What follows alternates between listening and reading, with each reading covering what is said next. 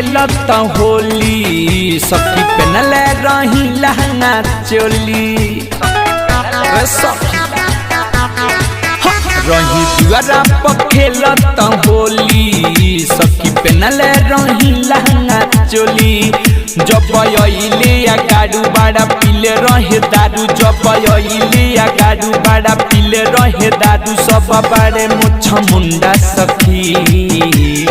लेके आए रहे पूरा झुंडा सखी रंग डाले हीरो हुंडा वाला गुंडा सखी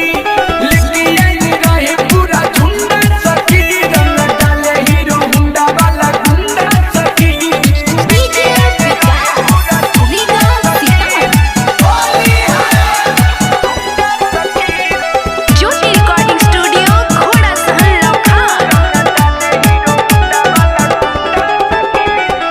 धरेला हमारा के पाजा में कस के रंग लगावे लगले सखी हंस हंस के भगवा के माजा उठैले हटटके झका झुमर के लगले हपटके रे सखी हाँ धरेला हमारा के पाजा में कस के रंग लगावे लगले सखी हंस हंस के भगवा के माजा उठैले हटटके झका झुमर के लगले हपटके हम दिखाई देनी झाड़ू जब भगले पिछाड़ू हम दिखाई देनी झाड़ू जब भगले पिछाड़ू सब केहू हमें ढूंढा सखी लेके आइल रहे पूरा झुंडा सखी रंग डाले हीरो हुंडा वाला गुंडा सखी लेके आइल रहे पूरा झुंडा सखी रंग डाले हीरो हुंडा वाला गुंडा सखी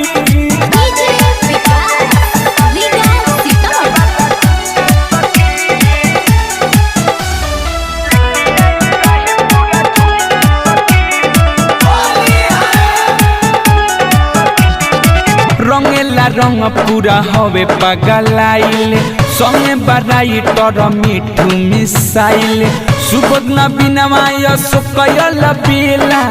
रजन चंदन के संगे बायाइल रे सखी का कहि रे